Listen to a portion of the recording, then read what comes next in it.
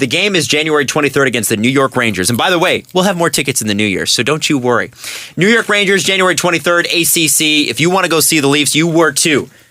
Send in your submission to stevedanglepodcast@gmail.com. It was 'Twas the Night Before Christmas, your own way. You had to include Steve, Jesse, and myself, and our lovely sponsors, Panago Pizza. And a few of you decided to send those straight to my email, and I didn't respond, so you're probably like, oh, it didn't go through? No, I just forwarded it right to the proper email. You're welcome. Also, it's stevedanglepodcast@gmail.com, so if you sent it to Steve, technically you're disqualified. Mm-hmm. But what if I forwarded it? Doesn't matter. Oh. I believe we were pretty clear. Wow, that's cold. Well, you guys are cold. Steve, if I am to collect a check for $1 million and I go to the house next to the house that I'm supposed to go to and ask them for $1 million, I'm not going to get $1 million. All right there, Adam, let them eat cake wild.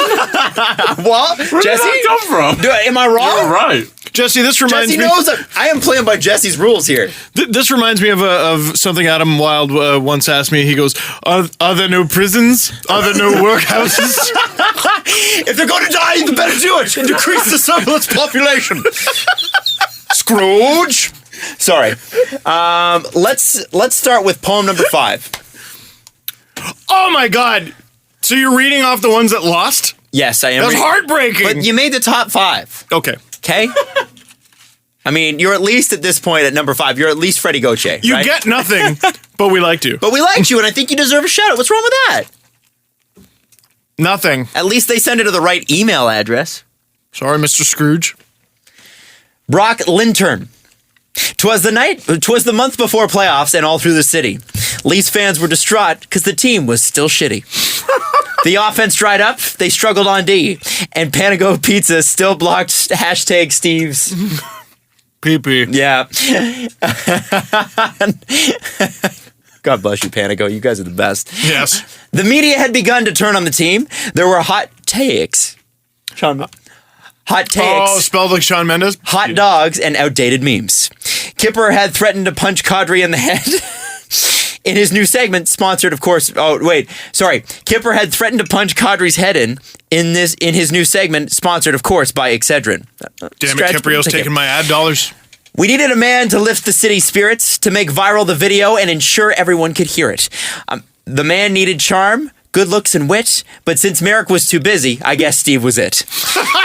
Steve brainstormed ideas about how to fix the season, while Jesse was bitter and angry for some reason. Adam Wilde tried as best as he could, but despite his large head, his ideas were not that good. Yo, this is number 5? This is number 5. Steve needed to help compete. I said not to do the whole poem. It's bloody long. Yeah. Steve needed to help complete his uplifting statement, so his blogging friends emerged from their mom's basements. On Jeffler, on Bobby, on Sean McIndoe. McIndoe? McIndoe. It's Down Goes Brown. Oh, is that down? I thought I wouldn't have known that was his name. Oh, really? Yeah. There you There you go. go. Hi, Sean. I thought he was born down Goes Brown. Yes. Okay. Well, I figured that made. I read his article this morning in Sportsnet. No. His blogging name is Sean McIndoe. Oh. His birth name is Down Goes Brown. Yes. Oh, okay. We're never getting through this. Now Leafs Nation, PPP, and others I don't know. Some bloggers be getting paid, but not these guys. So fortunately for Steve, they worked for Panago Pies. They tried to get players to help increase views, but a player is a ghost if he's a player of lose. Ooh. Oh. Good line. Finally, the video was beginning to build. Your poetry snaps? I thought you were trying to get my attention. No. That would be so rude. Hey! They Kadri Bob Rossed it and said hi to Phil. Steve used his... So, by the way, finally the video was beginning to build. They Kadri Bob Rossed it and said hi to Phil. Steve used all of his tricks, like yelling and falling. He finally knew that this was his calling. Steve told the media to back off the team, that jealousy is what made them all so mean. He pushed them to stop with all of the attacks. He said, watch the game. And damn it, know the facts. The team is still young and needs more time to grow. But they're more entertaining now than the last decade or so. With Austin and Marner, we have lots of hope. And Nylander's hair is so goddamn dope. This video was a hit and broke the net. It was a message all hockey fans won't soon forget. The city brightened and fans let out a cheer. We all remembered the Leaf motto. We'll get him next year. Wow. That's Damn. number 5? I'm exhausted. Did you pick this? Huh? We picked it. We picked it. Oh my That's God. right. All right, here we go. I was involved. Hello, Steve, Jesse, and Adam. My name is Matt. I live in Tampa. Not eligible for the rewards on this contest, but I was still hoping to share my poem. Huge fan of the podcast. Been listening for about a year now. Helped me get through some difficult times. Sorry about those difficult times, Matt. Love you. As silly as that sounds, doesn't sound silly at all. I listen to every episode. Guaranteed happiness and laughter. Well, we appreciate that. Hey, let me cut you off there. Like, this podcast helps us through difficult times. Yeah. Like, this is my favorite thing I do, I think. Like, maybe even more than the videos. I don't even have to question it. It is my favorite. You're reading thing. the one Yeah, that's for sure. right. That's the new. This is the new one. Okay. Is that okay? Yeah. Oh, boy. There was, Sounds like there was some an old number controversy. 4 that Jesse has now taken out. Whoa. So we'll never know. You are ruthless. Yeah. Well, he has to be. He's the producer.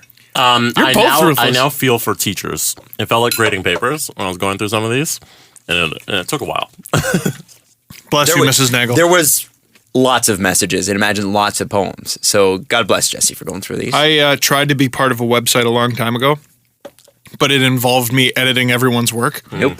And I did it. I did like 2 runs of it, and I was like, done. I can't. Someone I hate someone this. said to me once in high school, they're like, "Oh, you'd be a great teacher," and I was like, "Nope, Grading not a papers chance is in hell. not fun. Nope." I don't know how people do it. Like Stephen Birch, I don't know how that guy does that and does all the. He tweets all the time. I'm like, how do you ever mark a paper? You're constantly doing research. It's crazy. Anyway, 'twas the night before Christmas, and Steve Dangle was a mess. The Leafs had just lost, and he cried in distress. I'm noticing a pattern here. The Leafs are always losing. Could anyone save Steve from his absolute worst fear? That the Toronto Maple Leafs would again finish last this year. A ring at the door, and Dangle got up to take a peek. It was Adam and Jesse who said, "I know how to end the streak." They dined on Panago pizza, of course, and revealed their master plan to once again revive Dangle's faith as a Leafs fan. Oh. Steve, we bring with us a plan so special that ensures Austin Matthews becomes a champ like Phil Kessel. Oh. No, you're crazy. That's impossible to achieve. No, Steve, please. You've got to believe. Oh, all right. What is this master plan? Jesse and I have brought you a talented man. In walks Drew Doughty, a fraud Norris Trophy winner. Shocked by this sight, Dangle spits out his dinner. But why on earth would Drew want to play here? It's simple, Steve Dangle, to spread some holiday cheer. By the way, Holiday spelled like Matt Holliday, the baseball player, not Holiday the Holiday. You know what? I appreciate people who can write dialogue and rhyme. Yeah, it's good. Yeah. My job is simply to bring Toronto a cup. A sight you can cherish with Iggy, your pup. Aww. 6 months have passed and the Hawks and Leafs. 6 months have passed and the Hawks and Leafs meet. Game 7 heading to overtime. Oh baby, what a treat! Oh baby. Dangle, Adam, and Jesse all in attendance for the game because we all have $10,000 for a ticket. Praying the Leafs win. Otherwise, that'd be a shame. Doughty has a puck and is ready to fire, but loses an edge, causing him to blow a tire. Here comes Patrick Kane soaring up the right wing. If he were to score, that would surely sting. He fires the shot. Anderson deflects it into the air. The packed ACC crowd, all quiet, can only stare. Richard Panik whacks his stick at the puck. A stunned Steve Dangle shouts, "Holy fuck!" Does it say D apostrophe holy fuck? Holy fuck! Not quite. Poetic license. Rolling past the goalie on its way in, the 2017 Cup, the Chicago Blackhawks win. Steve was in tears. I hate this one. He sat there and cried, as his only thoughts were, oh, God, I just want to die. The trio of friends left the arena and walked all about. The only thing worse than this would have been if they'd lost in that bullshit shootout. Good play. Yeah, that's right. By the way, if that was actually how the Leafs lost, I would walk home. I would walk to Oshawa from the ACC. I don't think you'd make it. I think you'd probably die. I think you'd jump in front of the GO train before that. Maybe. Or I'd try to find a moose. I'd walk far enough north. I would expect not to hear from you for at least 24 hours, but I feel like walking to Oshawa. Let's Google map that for a second. I would just periscope the whole thing. Like, just deal with. Oh, gotta create some content out of this. Well, no, because I'm not making an Can't just be LFR. sad. I'm not making an LFR. Gotta make a video. That's the LFR. Gee, I sure hope Steve vlogs this. Dude, if I get hit by a car, I'm gonna be like, just in the hospital, guys. Wait, gotta make the LFR. I'm really sad and suicidal right now, but gotta make that LFR. Can't miss an episode. Because you know people are gonna be like, when's the LFR up? I know it's the most bullshit moment of your entire life, but what the fuck? Where's the video? I think Steve's on Meerkat. Nobody can find him. You remember Meerkat, right? No. The original Periscope? Oh, I never used it. It was the original Periscope. I do remember it, though. Like ICQ. All right. The walking distance from the Air Canada Centre to Oshawa is 10 hours. I would do it. You could take Kingston Road all the way down. You know what? I would walk all the way home and get breakfast at Teddy's in Oshawa, and then go home and cry. And If it was a warm enough night, I'd walk with you. It'd be June night. I'd walk June. You guys would walk for 10 hours. 10 hours? I have a buddy who biked to his cottage, and it took took him all day. Yeah. That's different. That's biking. I mean, it's still really hard physical activity for You could like bike a day. for 5 hours, for 8 hours, but That's a walking long for time. 10 is a little aggressive. Which do you think is easier? I think biking would be easier. Biking, No way! It's 50 kilometers. Biking 50 kilometers is easier than walking 50 kilometers. Yeah. Yeah. I No, think but that's not what you said. Your feet would get I'm never so getting sore. out of here. Yeah. Oh yeah, Yeah, no, that's you're true. not. Sorry, we got too much to get through. This is from Paul Chin. Paul Chin from Boston can't win the tickets. That's why he's at number 3. Well, maybe not the whole reason. So, congrats, number 1. You won by default. Because everybody else is from somewhere else. 'Twas the night before Christmas, and all through the night, Steve Dangle was screaming and shaking of fright. The cameras were hung round the house with care, and the last LFR gave everyone a scare. The millennials were nestled all snug in their beds, while visions of printers danced through their heads. Many leaf scratches and the team near the cap. Oh, and I guess we can call Frankie's career a rap. Ooh, dark, man. Out of Steve's basement arose such a clatter. I sprang from my bed to see what was the matter. "My James!" he screamed in a flash. I hope he doesn't do something rash. I just hoped he wouldn't do something rash. Sorry about that. "It's that Frenchie, I tell you," he said with a screech. "I'll bet he's with my James, somewhere on a beach." When what to my wondering eyes should appear but Adam Wilde with Steve's James and a beer. With the sound of an Uber and many hot takes, I knew in a moment it was young Jesse Blake. Oh, wow. Woo. The cast of the podcast was for some reason here, and they decided to go, and then they decided to go to a Panago near. That was good. That's very Shakespearean of you. Near. I like that. Yeah. On Jakin, on Timber, now Kale and Steel Boomer. On Nishka, on Nathan, on Edge and Jersey. Those are the names from the WHL, that's all. Now go record. You've got Friedman on call. Very nice, Paul. Very nice. All right, I got to keep going. Don't stop down. There was very slam poetry at the end. Oh, and this is great because this is actually recorded. It's a little long. I think it's a couple minutes, so I don't know if you want to... That's okay. We got time. We got time. I hope it's not too late to record it in MP3 if you like it. If not, go fuck yourself. That's from Zach. Well, Zach, This is not the Bill Burr podcast. You cannot just tell us that. And this is the runner-up? This is the runner-up. Go fuck yourself. Oh, sound effects. Production. This is number 2? Wow. 'Twas the night before Christmas, and all through Steve's house was Steve, Adam, and Jesse side by side, all passed out. Now you might find that odd. Do they always hang there? Well, this time was different, but I'll skip the love you dangler. Yes, 'twas the night before Christmas, so many reasons to be nice. But Babcock just won't play Corrado, not even twice. But covering it up like a dead body was Loophole Lou, as St. Nick was coming, with so many jolly things to do. He rode into the 6 and up to the schwa. He thought, should I hit Lidvig? Well, Jesse's already at Steve's, so nah. He landed on the roof and made such a clatter, like an 18-wheeler off a cliff or a leafer yelling after a 4-1 lead shatters. Up woke the 3 boys, our 3 amigos, to responsibly defend their house like 3 Jerry Domingos. They raced to the window like Zach Hyman on a loose puck, but they saw nothing, so unlucky, their PDO must be fucked. Adam said, fellas, I think it's Santa, wow. And Steve said, you're right, the opportunity is now. Jesse said, this is stupid, I'm going back to bed.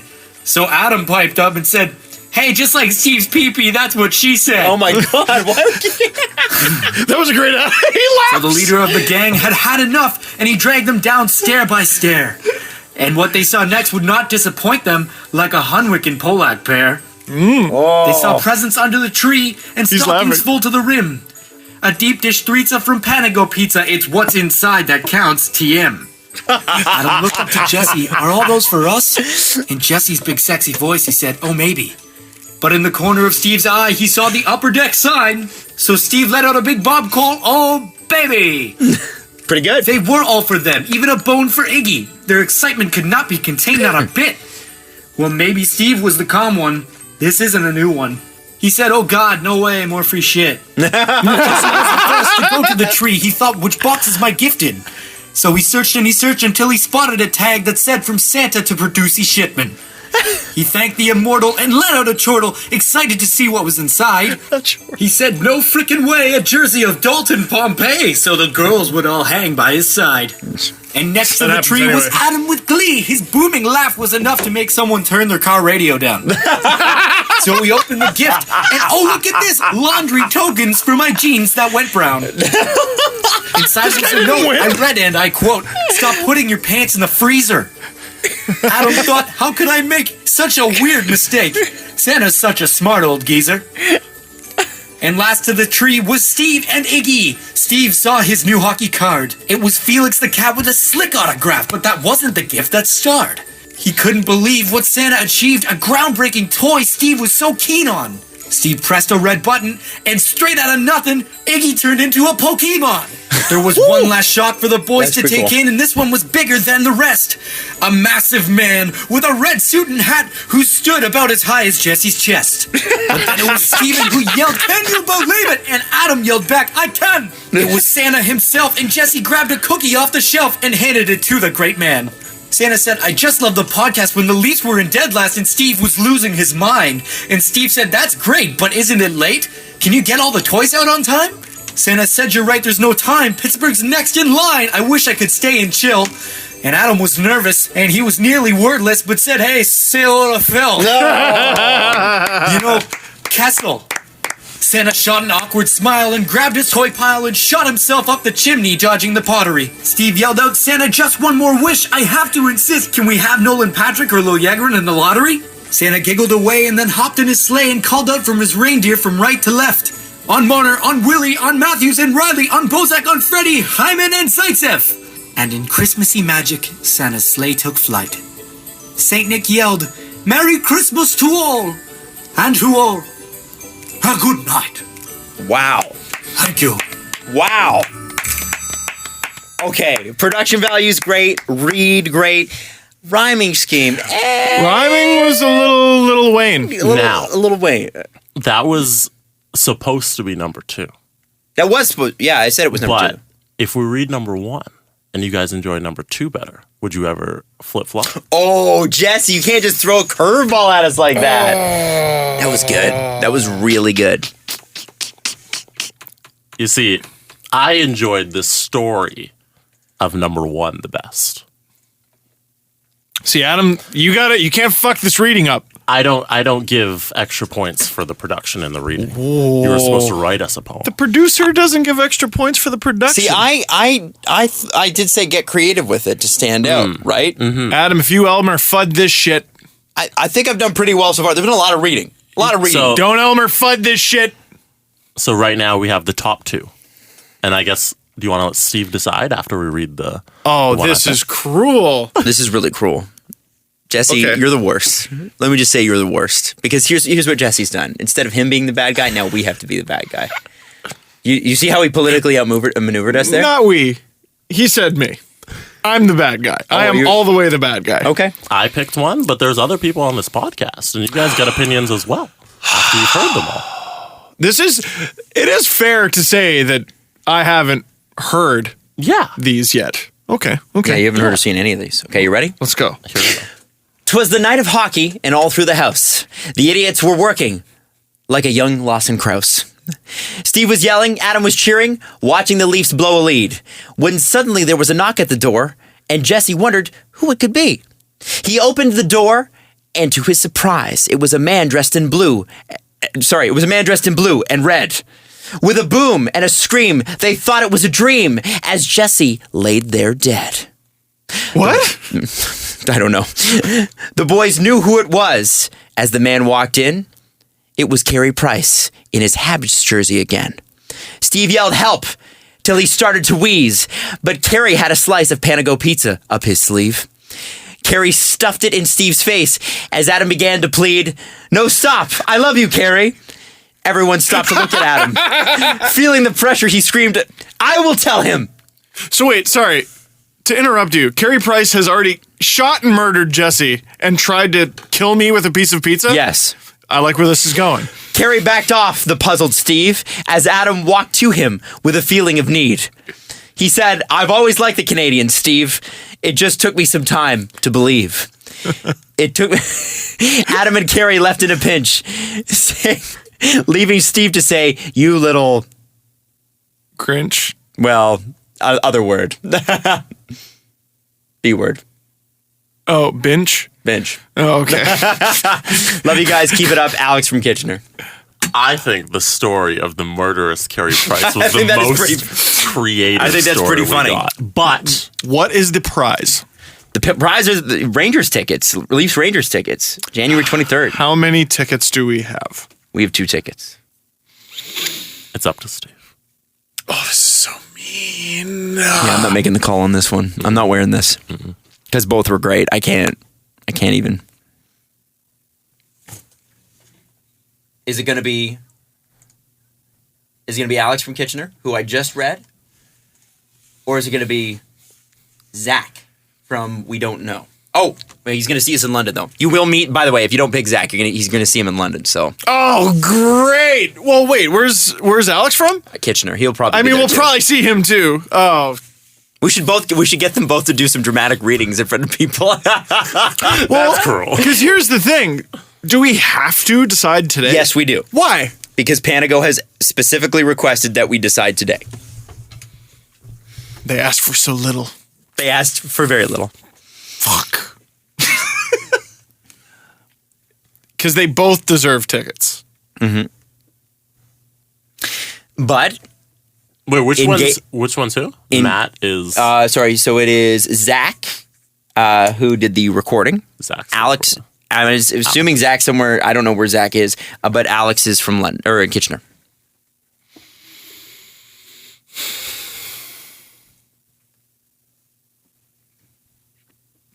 It just sucks so much that we have to decide today because I think I could make it better for whoever I don't pick. We have but to- I can't do we that have to without decide talking to you guys. We have to decide today. These are the top 2.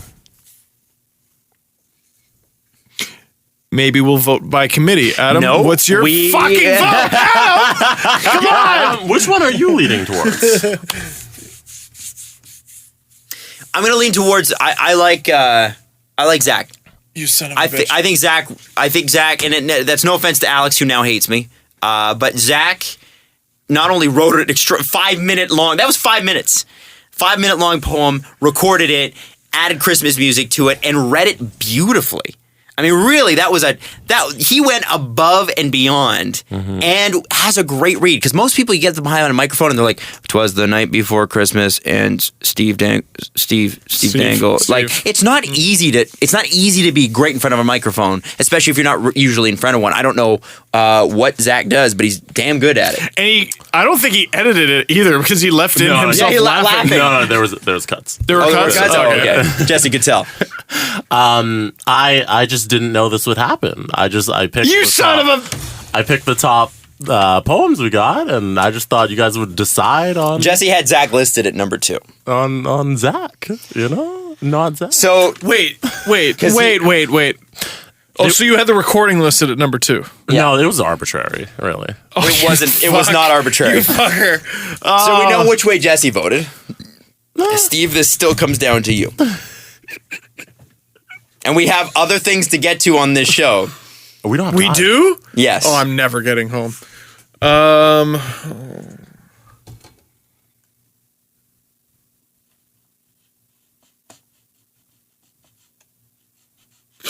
Alex was the one who did the last one, and Zach was the guy who did the recording. Wait, Alex or Matt? Alex. So it's Alex and Zach. By the way, all this dead air has got to be really exciting to listen to. I think It's suspense! Shut up, you're not making the decision. I voted. I played my part in the decision. Likewise. As did Jesse. Alex, I'm sorry. I gotta give it to Zach. Ladies and gentlemen, Zach Nevis is going to see the Toronto Maple Leafs and the New York Rangers play each other January 23rd at the Air Canada Centre. And that is not to take away from Alex from Kitchener. Give me Alex's email. No. No, because I think I have something for Okay, well, that's a good follow-up prize. Well, then I'll log in and lost. do it myself.